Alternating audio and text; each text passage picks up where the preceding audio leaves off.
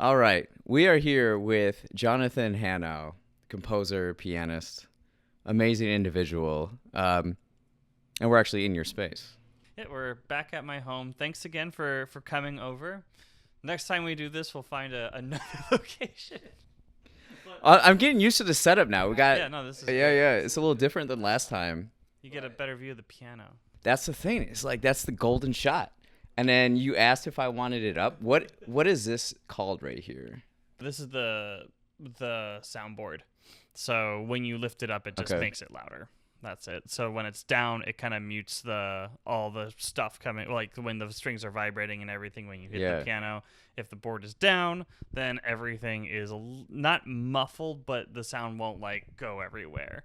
This ensures that the sound goes directly into like an audience. So like when you angle it this way, then the everything bounces off the board and goes into like an audience hall. And that's why we lift the board. Well, I think aesthetically, it just looks better. Yeah, it looks better. It also just, I mean, like, regardless, it sounds great no matter what. Do you ever get this? So we're recording in your neighborhood. This is Edgewater. Mm-hmm.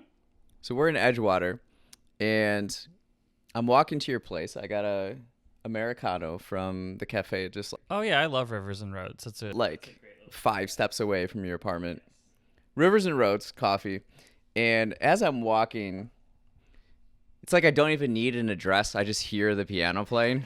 And I'm like, oh, there it is. It's not that building. It's that building. I'm glad. Yeah, I was practicing. I was like, he's going to know where I am. He'll find it if he loses. Yeah.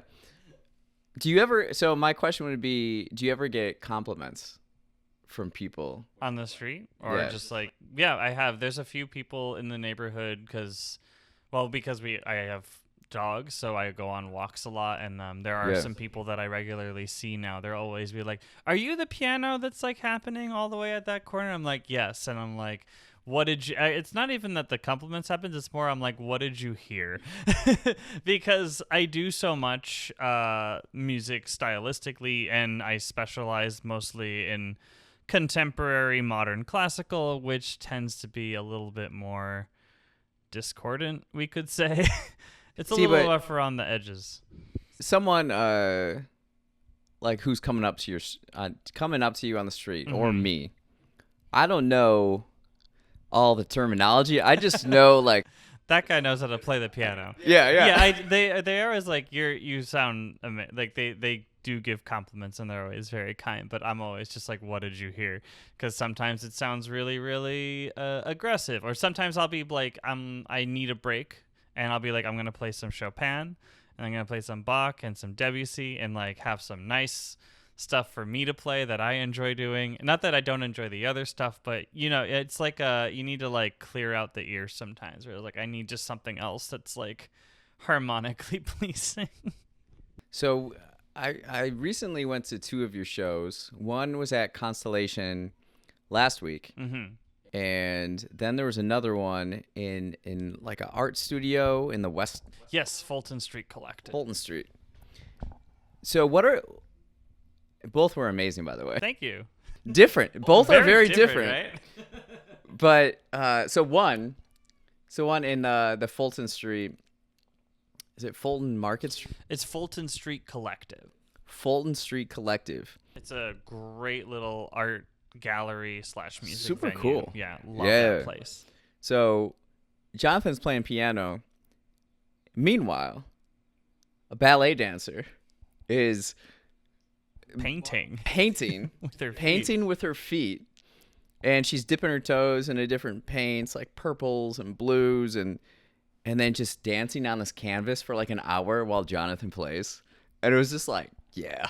That was a core memory for me. That whole thing was just wonderful.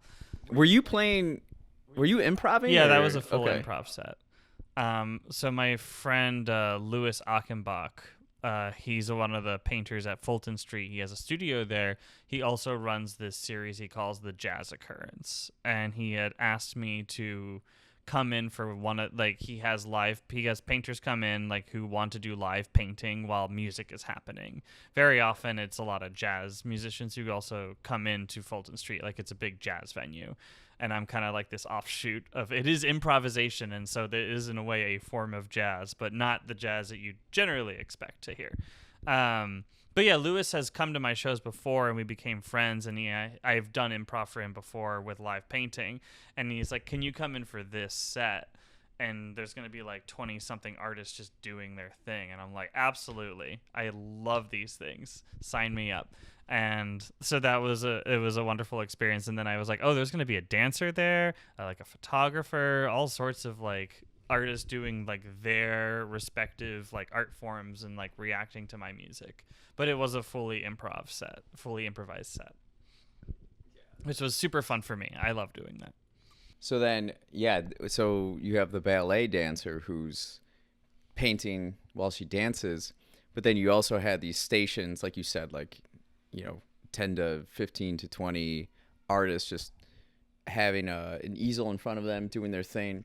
Where I had someone doing charcoal art, and people are just doing different things. And then afterwards, we got to walk around to see just the diversity of how this performance inspired so many different ways. I was so excited to see that. It was very eclectic. Yeah. There was like no artist that was like the same. Everyone's so unique. It was very beautiful. And then this previous one that was last week at Constellation, it was you guys merged as Flannau. Yes, the flannel. Wearing flannel shirts. And I came with a friend from New York, and I'm like, just get ready. There's going to be some interesting stuff. You're from New York. You'll be fine. Yeah, that's true. That's a little true. Slightly, but I'm sure she was like, what? That was cool. I love stuff like that. Thank you. Yeah, that's a new project that's my friend Kyle Flens, who's a percussionist in the city and plays with Ensemble Del Niente. Him and I have become very good friends over the course of the years, and we were like, what if we did a concert, you and I, because we like playing music together. We share the same, like we enjoy the same kind of playing, etc., etc. So let's just do this. It's not that it won't be easy to play, but it's like it's easy to play with you. As a collaborator, he's great to play with. Things are very clear when we're playing together, and I love that. So we decided to just do this project, and yeah, that was like our debut concert, because we've done a few like shows in the past for like festivals and things, but we're like, let's actually turn it into a duo and come up with a real silly name. Flannau. And then wear flannels, and we're gonna regret that, I'm sure, in the summer when we do a show. We haven't like thought about when that show will happen yet, but I know that I'm gonna be sad when I'm in flannel and playing in like 90-degree weather. So when you go into these different spaces, you have the Fulton Art Collective, and then you have Constellation. When you arrive and you're setting up, like how different are these pianos that you're playing? Like you practice on this one, but like you can't haul this instrument around. So what goes through your mind when you get there to set it up how you like it best? Right. That's a great question. That is the reality that every pianist faces. So like anybody that you talk with who's like what I would consider like any pianist who's like in the gig economy or like is like working as a professional knows this question or like thinks about this as like, what do I do? Yeah. We're all trained or we're all taught like as we're like practicing and stuff to be able to just play on anything. It's like you don't know what you're going to get, and so you have to be prepared to acclimate as fast as possible. So when I was in school, my teacher, her big thing was, there were some big takeaways that I think I just like keep to my practice, is like the piano is your friend, which I know is like kind of silly to say, but like every piano is very much like a living being to me that like I am fostering a relationship with. And when I like touch the key, or like when I like play something on it, the way that the piano itself plays as I am trying to get my ideas in my head across, that's where I start to like find that relationship. Like, is it gonna be a hard relationship? Is it gonna be very easy? You're always praying for like it's easy and we're all gonna be great and that we're gonna be able to do the things we want to do. More times it's like a compromise, we could say. So like by compromise, it's like sometimes the piano will not be able to do certain sounds or do like articulations or attacks that you may want to do just because of the instrument itself. Like every instrument has its own personality, and like weight of the keys is different. Like if you play the key on this piano, it's going to feel different to the piano that you play at another space.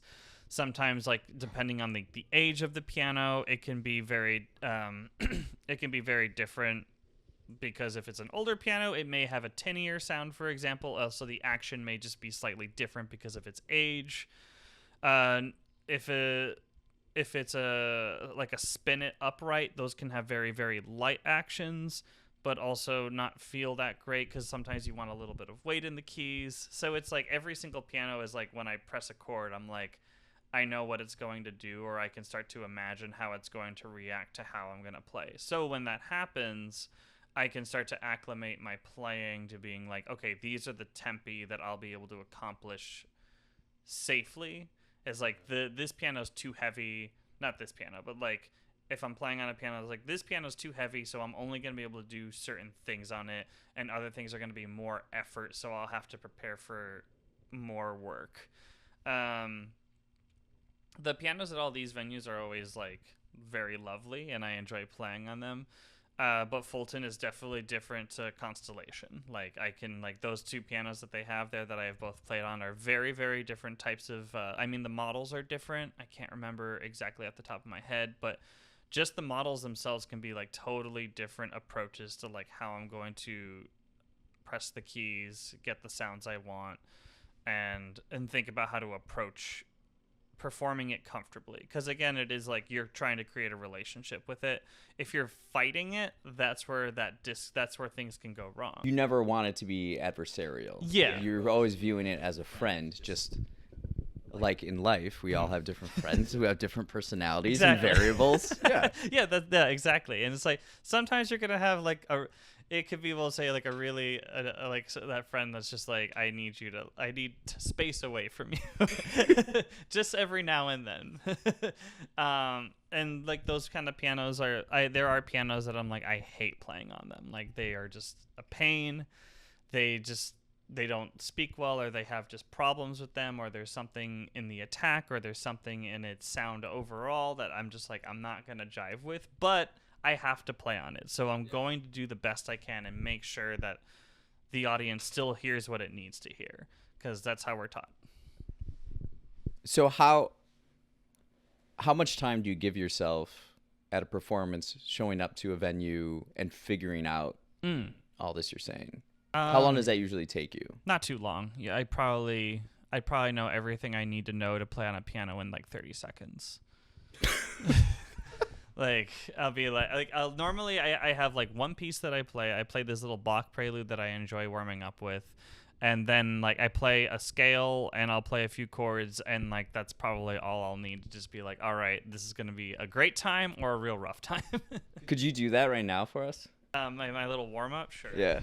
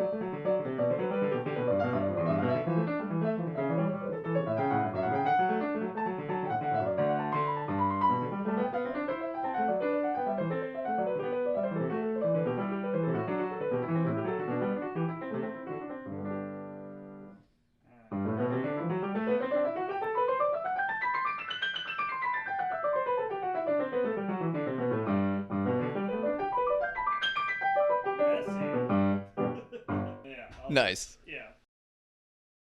Way to make me warm up. It feels it's almost like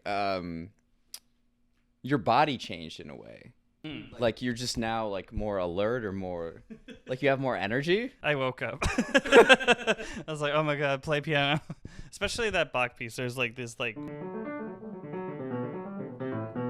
really wicked little lick in the left hand that like I love to play, but I'm always like sometimes it like because it's the only thing that I like have really, I guess you could say like memorized, but it's like I don't play it every day. It's like this like little thing that I just enjoy doing every now and then. It's a Bach prelude in G major from his first book, from the Well-Tempered Clavier. And I really, really just love playing that piece, and I learned it over COVID. And then that became kind of like since it's a little quicker, it's like a faster piece. It's a great way to like kind of test a piano and being like, oh, this will be easy to play fast on, or this is going to be. What do you think of Bach?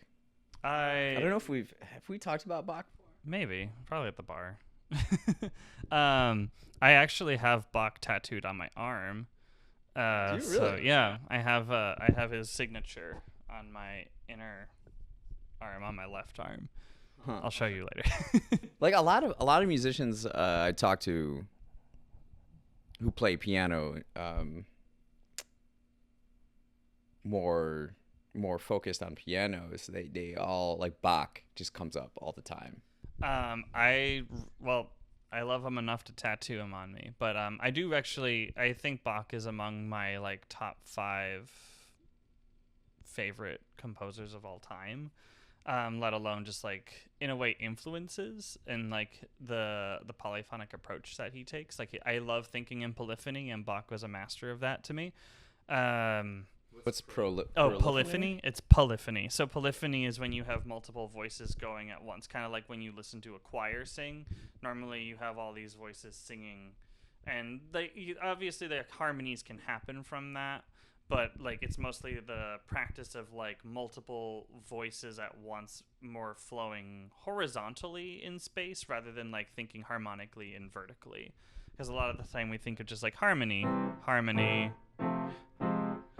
and polyphony is more like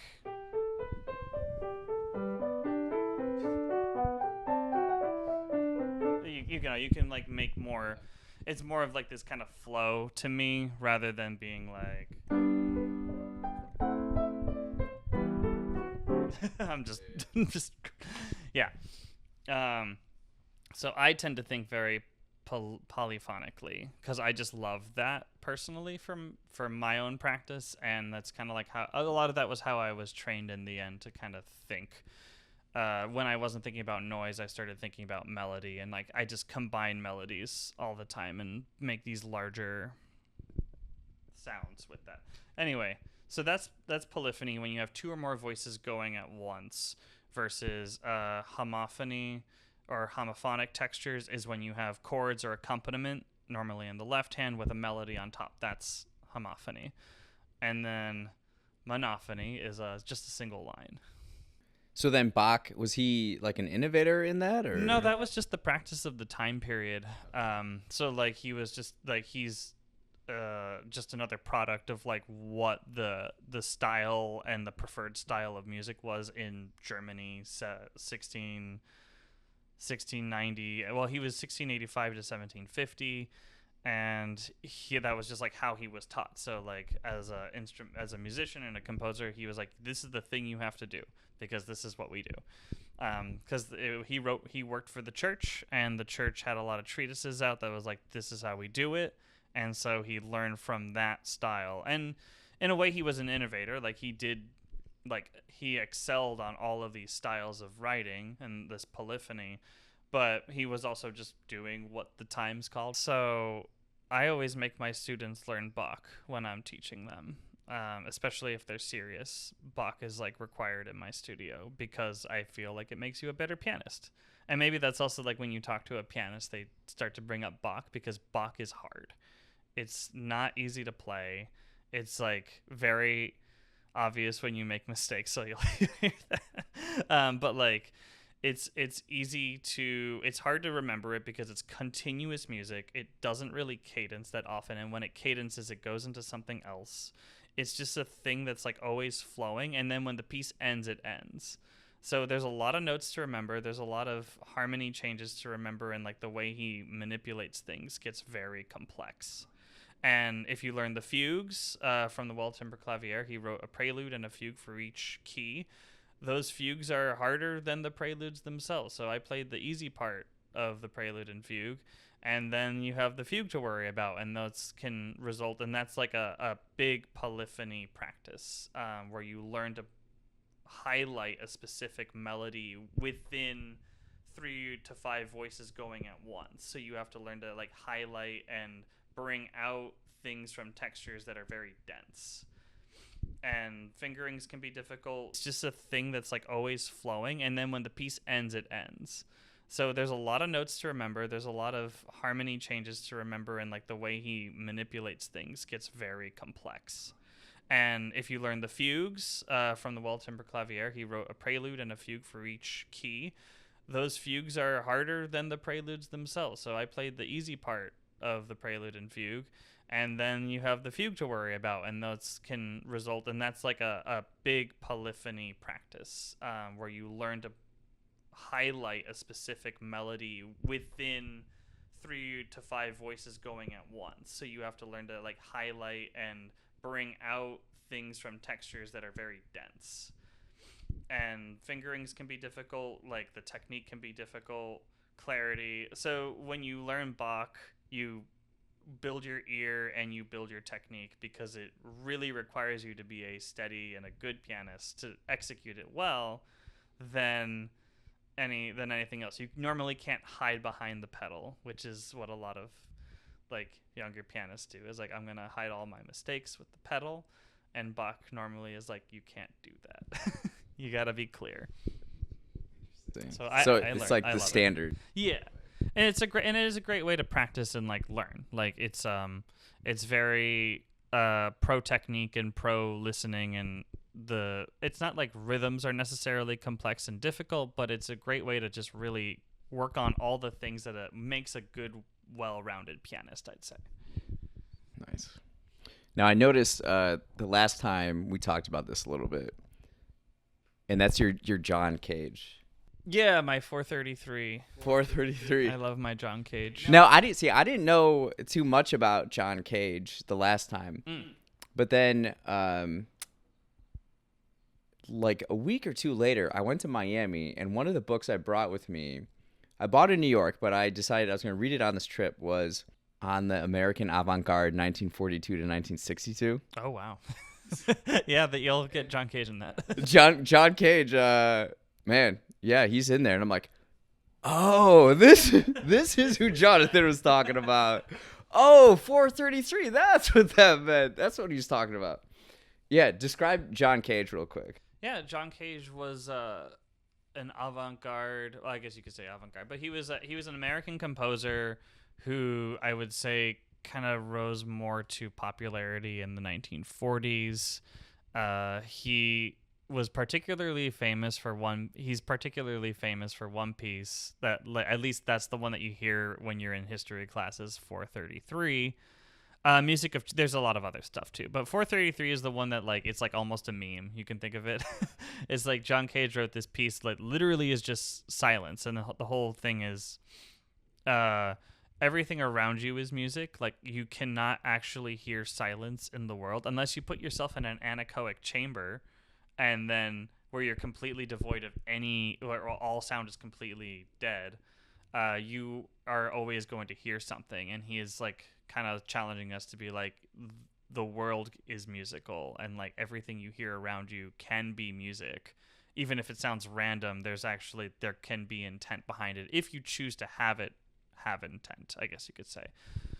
So like, he's like, here's the first time it was performed by David Tudor. I can't remember at the university now, but like, he played it, and there's actually no time frame for this piece. The only reason it became 433 was because David played it in 4 minutes and 33 seconds, and then they just dubbed it that. But theoretically, the piece could go for hours if you really wanted to. And so John Cage was a composer who kind of started challenging more of like, how do we approach music? Like, is it really do we have to organize things in this way? Can silence now be music? Can we challenge noise to become music? Can we make random occurrences all of a sudden meaningful?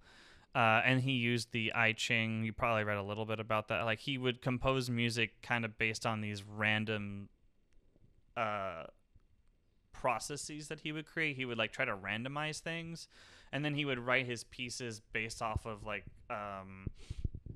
just he would like roll a dice or something. Like, he'd do some kind of thing to like completely keep it out of his control, and then write the music that way, and then be like, here's a piece. I had none of myself in this, was the claim.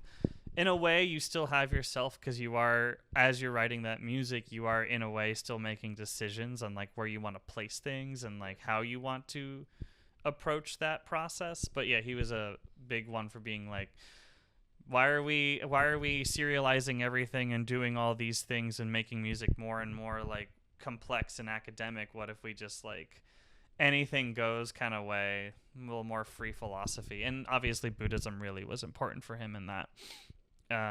So yeah, I love that approach. He wrote some very beautiful pieces, and a lot of things that challenged others. And actually, just I was at a Constellation show a few weeks ago for a group called Rhythm is Image, and they played a piece for 4 radios, and it's literally an improvisation using 4 radios that you mic, and you just kind of like, you follow like the schematic of like the time frames, but you normally just turn on a radio station, and like whatever is on, and you play it. And so you have to like let that radio station sit there.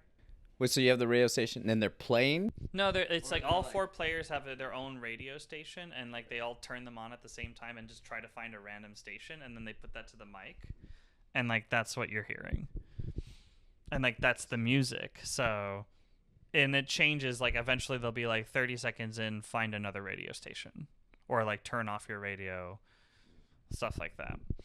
So he did a lot of chance operations and really kind of took a different approach to like musical thought and ideology that I really love. Yeah, it's like everybody's going this way, but what about that way?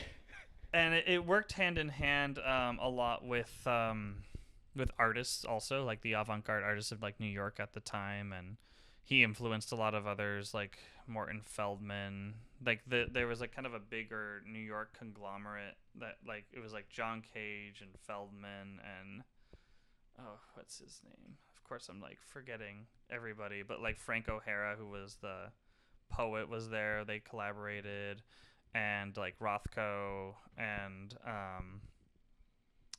who's that? One of my favorites, and of course I'm blanking on the name. Great. But yeah, there was a lot of different artists at that time in New York City who were not necessarily like following John Cage's own ideology, but they were all challenging that status quo all of a sudden. Like New York was its own like avant-garde, like let's really, and this is also post-war, so like everything is a mess, and like we're restructuring society and rethinking culture and our relationships with that. So it was very political in a way too, like what they were doing and challenging is like, let's build something new. Yeah. But yeah, so Cage is very important for me. That's another one of my top 5 probably. And he just had this one piece that it's called In a Landscape that's stunning.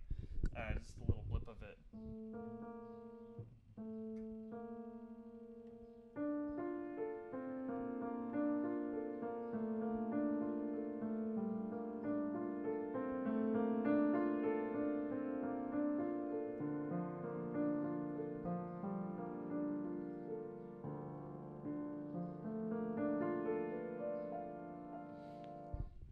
It's like very, very peaceful, and honestly to me is like, it was written in I believe 1945, and it's probably one of the pieces that people don't think about when they think of John Cage, and it's called In a Landscape, and he wrote another one called Dream, and they're very like ambient almost neoclassical style, like what we have today, like very meditative, minimalist, just these like really quiet repeating patterns. And people are always like, they just think about like bam, bam, bam, smash, angry or disjointed. And it's like, there's a few things where just like, oh, he also is incredibly lyrical. He just chose not to do that. But yeah, I love those pieces because people are always like, I never expected John Cage to have written that. I was like, yeah, these are like my favorites. Huh. So who are the other? You said 5. Who are the other 3 you would? Oh God, I mean, like that's like a say your rotating influence. list. I guess like Cage and Bach tend to hit good for me. Who else? It is a very big list. I say 5 because I think that's just a good one. Rebecca Saunders was very, very important for me. German composer who's still alive today, who has a huge focus on sound. I played one of her pieces called Shadow years ago, and it's beautiful and uses a lot of like this kind of quiet. Well, not it's a very aggressive piece, but uses the middle pedal of the piano, which is called the sostenuto pedal, and the sostenuto pedal can hold chords for you or silently hold chords for you while you play other stuff, and then eventually those chords that you don't play will ring out from just the sympathetic vibrations inside the piano. This piano I can show you that. This pedal doesn't work that way, but I can put that here. So it's like, I call it like ghost chords, but it's just as a fun way to explain it to people. Okay. But yeah, it creates this idea of, you can bring out a C set. You can bring out a C major chord by not ever having to play the chord. You can just do other stuff, and eventually that chord comes out. Isn't that cool? Nice. I love that. There's like so many things you can do with this thing. Yeah, I mean, I think that's why I've got more into the avant-garde, or just like what brought me closer and more interested in the piano was doing weird things with it. Yeah. Because I wasn't that I got bored, but I was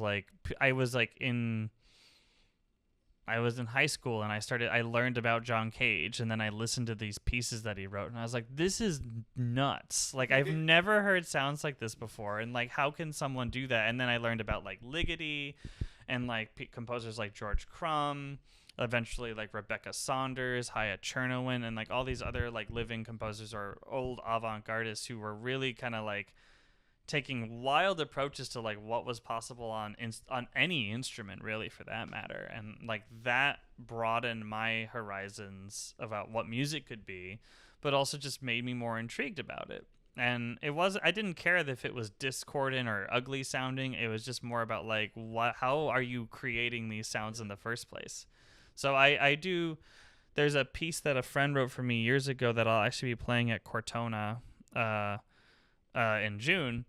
It uses EBOs, which are those electromagnetic things for guitars. You can put them inside the piano. I'll show you.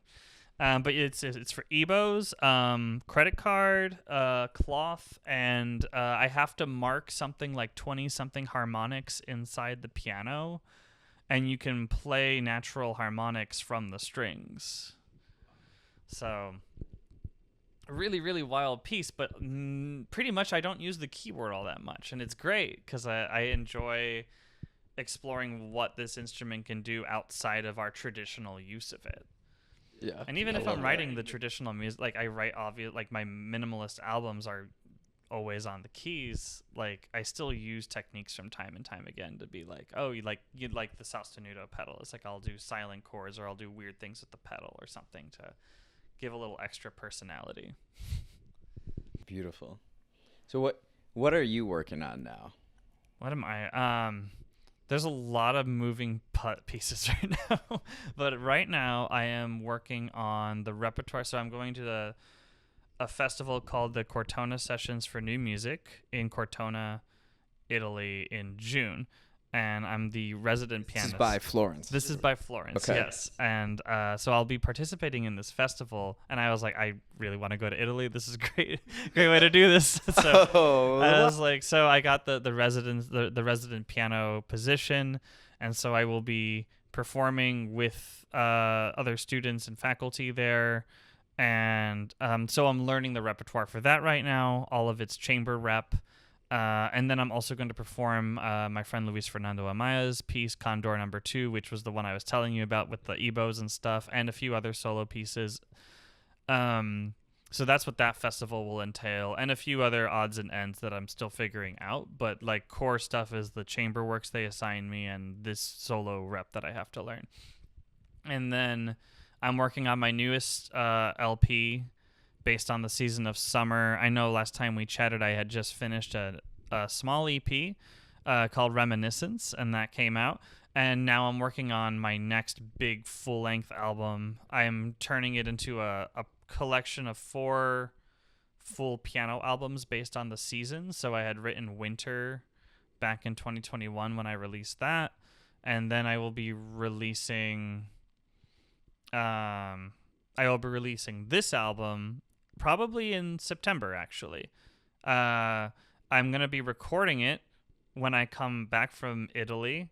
I will be recording it in August, and it's going to be a real quick turnaround. But I have a audio engineer that I love to work with, that I'm very good friends with, and him and I did this the first time, and we're going to do it again. We're going to record it in Gons Hall at Roosevelt University, so I get the big old Steinway. But we're recording it in August. So I'm going to be learning. I'm learning the album right now while preparing for Cortona. So I'm like, so you've wrote it. Yeah, it's already and you're written. Learning it to play. Yeah, because I write everything. I write everything now at the piano, but I generally will write it more from the composer lens, where I'm like, I'm just gonna do this, and then future John can sweat about it later. And that's oftentimes very sad. Well, not sad. It's very. I'm like, why do I do this to myself? Because I write difficult music for myself to play then, and then I have to learn it, because I was like, if I can't play it then, I'm like, I'll figure it out later, and then I learn it and go through the process of like learning a piece, and then while I'm learning it, I make edits and do things like that so that I get to the final product. But yeah, I'm working on this album, figuring out we're gonna do another release party like I did the first time, likely at Space Again in Evanston, so just fingers crossed. And yeah, I'm very excited for that. So those are the big things: is the Cortona Sessions album that is going to come out in September, and probably my next solo show of more avant-garde stuff. I'm gonna do another one of those. I have some new repertoire that I've kind of accumulated recently, and want to figure out how I can turn it into another more modern music concert. Yeah, that's a lot. You're gonna be pretty busy coming up here. It's gonna be a lot. Or you are. I'm dropping in on him, like practicing, preparing. Yeah, you heard me practicing earlier. I was like, I'm gonna get a little bit in before Rich shows up, and then I'm gonna walk my dogs, and then I'm going to continue practicing. Yeah. Okay, so you're going to Italy. Obviously, this is, something different than you're used to. So music is the focal point, obviously, when you're there. Are you going to take kind of the experience around it and use that stimuli and new information and images to incorporate into your music moving forward, you think? I hope so. I generally get influenced a lot from. It's probably not a very linear thing. It's probably just all kind of. Yeah, if it's there and I think about it, eventually something will come out of it, I guess you could say. While I'm there, I mean, the festival has a lot of other things. Like, I get to, like, the food culture is obviously, like, first and foremost important for me, so we'll be doing a lot of that. I ate like 2 tubs of gelato yeah, over the weekend. I imagine I'm just gonna. I really like this gelato Talenti, and their packaging. They got this like twist lid that I just reuse, so I justify. I'm like, I'm running low on. I lost a couple of these, and then I put other food and stuff. Yeah, no, totally. Yeah, I chop up bananas and then freeze them and use them for my like protein smoothies. It's amazing. So the more Talenti you get, then the more I can stock up on there you go. bananas. It's a win-win situation. Exactly. I am always like kind of influenced from my environment and my surroundings. A lot of my music, I think, is very focused on imagery first and foremost these days, imagery and or poetry, like, but not I can't think of it like anything else at the moment. It's like I look at a painting and I'm like, I will write a piece on that. Or like I see like a mountain and it's like I will write multiple pieces on mountains. Or like I like liminal spaces and I follow a bunch of them on Instagram and I'm like, I love how creepy that is. I'm gonna write like 5 pieces on that. And like, what's a liminal space? A liminal space is like it's like a I don't remember the exact definition. It's like they're kind of there's a weird offshoot of how do I put it? It's like it feels like a memory, like you feel like, let's say you like look at like a abandoned Chuck E. Cheese, and it's like you feel like you've been there, but most of it's like kind of surrealist horror or like psychological horror where there's like you look at this picture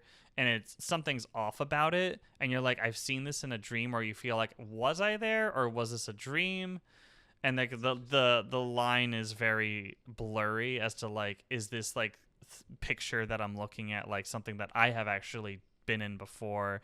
And they tend to be very much focused on like 90s like photographs or like early 2000s photographs, where like, you know, like our childhood is like you look at like a certain picture and you're like, it's like kind of like I remember that, but our memories obviously like shift and work through as we get older. So I think liminal spaces kind of plays with this idea of like you look at a picture, but you're not quite sure if that picture was real or like that experience was real, and like your memory just kind of contorted it at some point, or like you're thinking of it from a different lens. Hildy, no. Sorry, my dog wanted to chime in. She's like, I agree.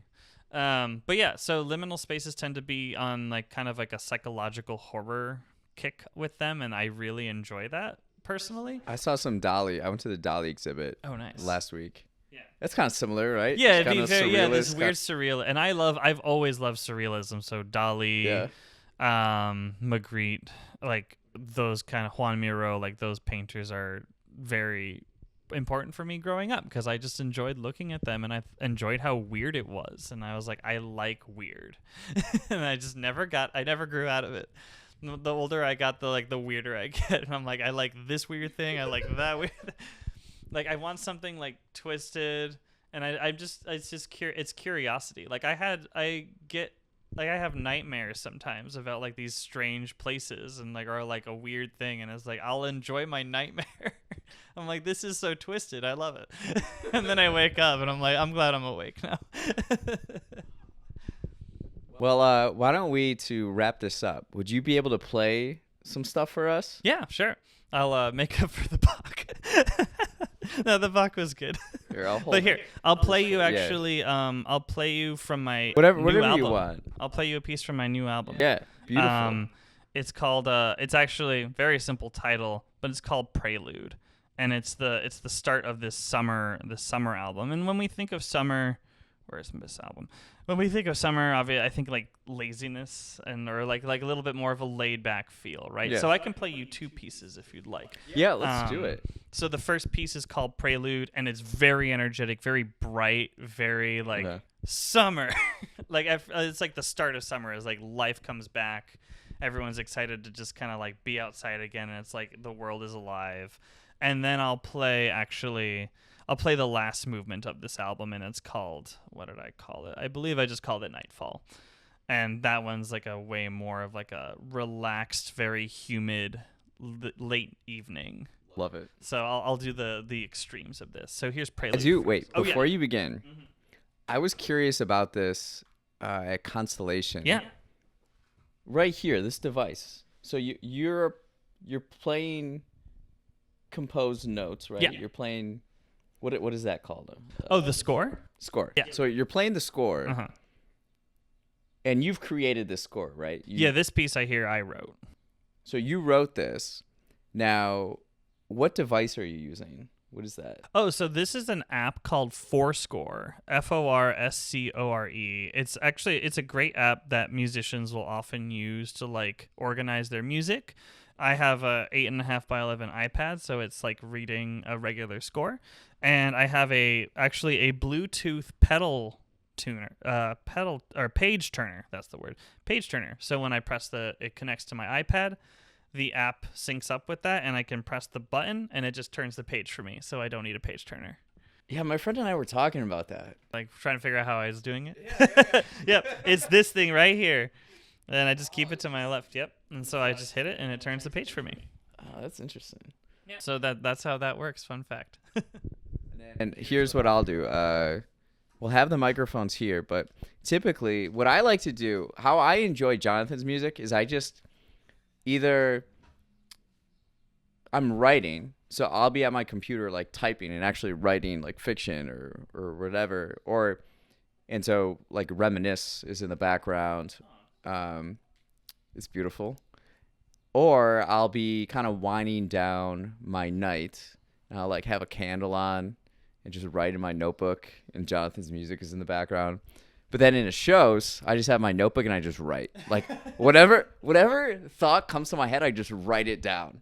And I just keep going and going. And so I'm always excited to attend Jonathan's performances because it's just like, oh, I'm going to go to town on this notebook. It's something different. And it just, it